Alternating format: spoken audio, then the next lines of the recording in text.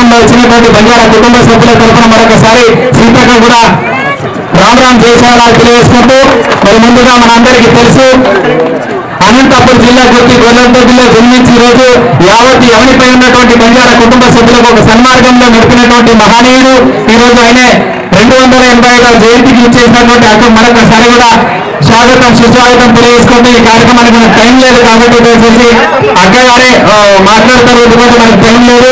మరి ఇక్కడ ఏం లేదక్క కొద్దిగా ఇవ్వలేదు, ఎందుకంటే అందరు మన్నించాలి. ఇప్పుడు సమయం కూడా తక్కువది కాబట్టి మళ్ళీ అక్కడ ఎందుకంటే మళ్ళీ ఇంకా 26 ఈ నెల మొత్తం బిజీ అక్క గారు కాబట్టి దయచేసి అక్క మాట్లాడితే దయచేసి లోపల అందరూ బయటికి రావాలి.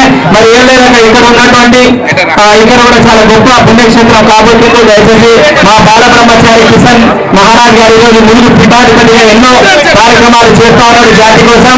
మరి ఈ దుకాణం ఎందుకు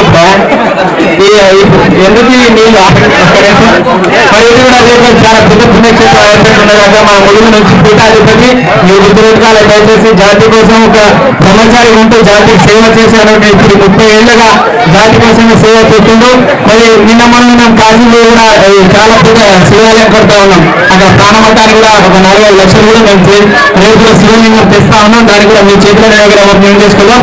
మరి సమయం లేనందువల్ల మన ఆడబిడ్డ ఇక్కడ వచ్చేసి ఇక్కడ ఉన్నటువంటి మన బంజారా కుటుంబ సభ్యుల తరఫున మరొకసారి కూడా స్వాగతం సుస్వాగతం తెలియజేసుకుంటే ఈ కార్యక్రమాన్ని ఉద్దేశించి పోయేది కాబట్టి సమయం లేని వల్ల ఈ కార్యక్రమాన్ని ఉద్దేశించి ఒక 2 మాటలు మాట్లాడాలని మంత్రివర్యులు కోరుతా ఉన్నాం.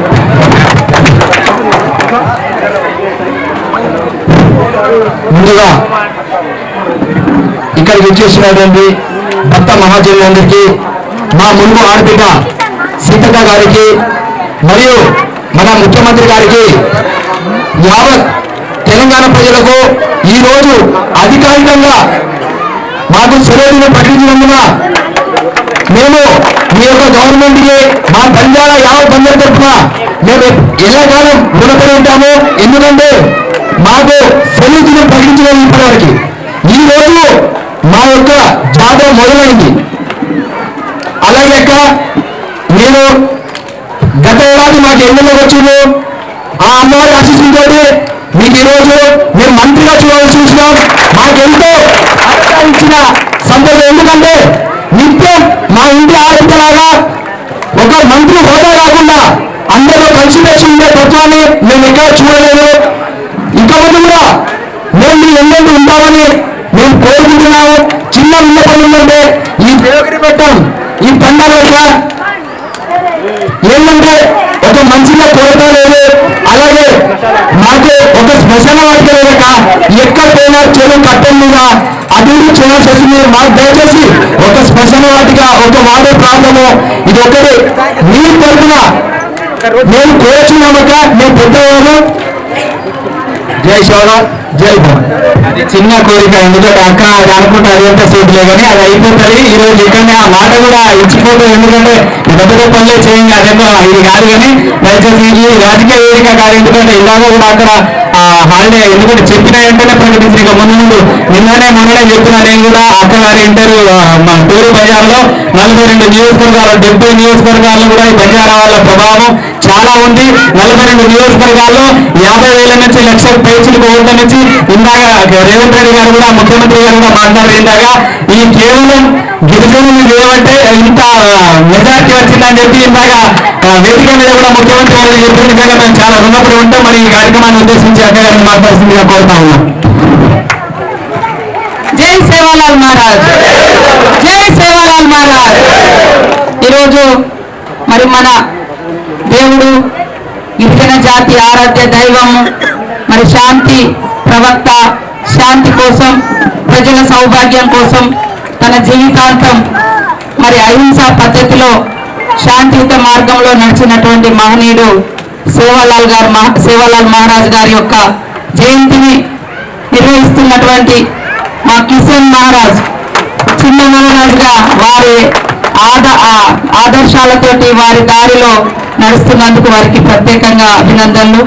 సోదరుడు ఎస్పీ సింగ్ గారికి, అదేవిధంగా మహేష్ గారికి, ప్రవీణ్ గారికి, జ్యోతి గారికి, అశోక్ గారికి, చందర్ గారికి, వంశీ గారికి మరియు పద్దు గారికి, అందరికీ వేదిక మీద ఉన్నటువంటి సోదరులందరికీ, మన గిరిజన సోదరులందరికీ, సోదరిమణులకు, పత్రికా మీడియా సోదరులకు అందరికీ కూడా సేవాలాల్ మహారాజ్ యొక్క జయంతి శుభాకాంక్షలను తెలియజేస్తా ఉన్నాను.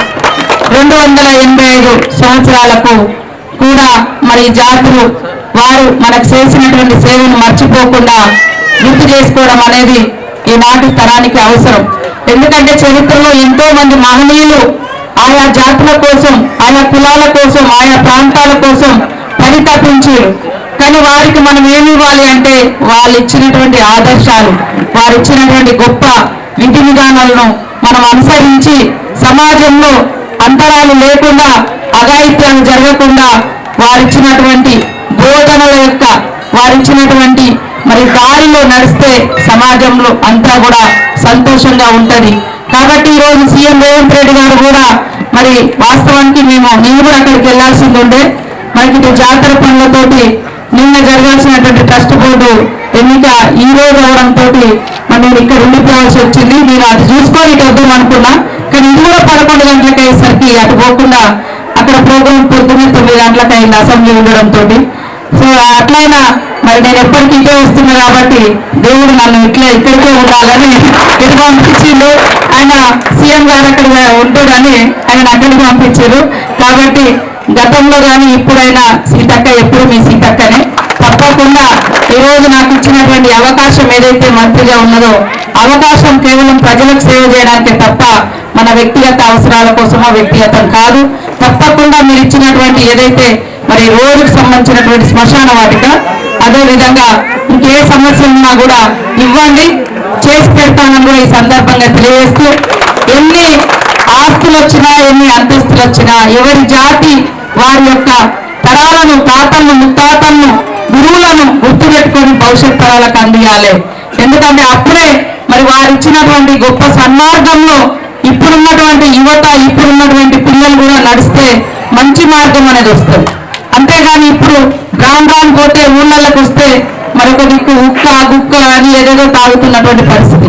మరి ఆ మహనీయుడు 280 సంవత్సరాల క్రితం పుట్టి కనీసము మటను, చికెను లేదా రకరకాల ఏళ్ళు ముట్టకుండా అంటే అట్లాంటి డ్రింక్స్ అట్లాంటివి లేకుండా ఒక నిష్ఠతో పనిచేసి ఇవాళ ఆయన జీవితం అట్లా నడిచింది కాబట్టి మనకు దేవుడు అయింది. కానీ ఒకప్పుడు వారు కూడా మనుషులే.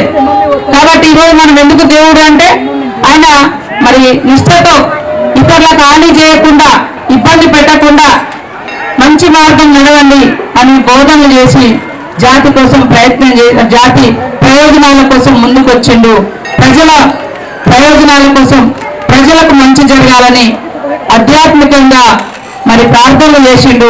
ఈరోజు దేవుడై మన ముందు మనం అందరం వారిని కొలిసే పరిస్థితి వచ్చింది.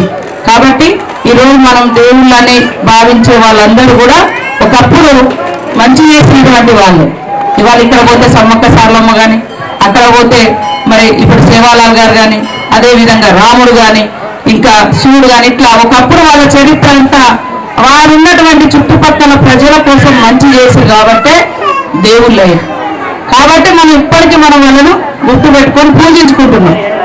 అట్లా మంచి వాళ్ళు ఎప్పుడు కూడా దేవుళ్ళే, మహనీయులే అనే దృక్పథంతో ఇవాళ సేవాలాల్ మహారాజ్ గారి యొక్క జయంతిని జరుపుకోవడం నాకు చాలా సంతోషం. మీ అందరి యొక్క కోరిక మేరకు తప్పకుండా ఈ పండుగలో ఏమేమి సమస్యలు ఉన్నాయో ఒక జాతర, మనకి ఇప్పుడు జాతర ఉంది కాబట్టి అయిపోయిన తర్వాత అధికారులందరూ కూడా మేము మళ్ళీ ములుగులో రివ్యూలు పెట్టుకుంటాం. మీ అందరి విన్నపాలు తీసుకొని పని చేస్తామని తెలియజేస్తూ, రోడ్డు కూడా తొందరలోనే కంప్లీట్ అయిపోతుంది. పెద్ద రోడ్డు కూడా తొందరలోనే స్టార్ట్ చేయమని కూడా చెప్పడం జరిగిందని ఈ సందర్భంగా తెలియజేస్తూ, ఏ చిన్న రోడ్డు ఉన్నా ఏ రోడ్లున్నా తొందరగా పూర్తి చేసుకుందామని తెలియజేస్తూ, ఇక్కడికి వచ్చిన మీ అందరికీ పేరు పేరున శుభాకాంక్షలు. జై సేవాలాల్ మహారాజ్, జై సేవాలాల్ మహారాజ్.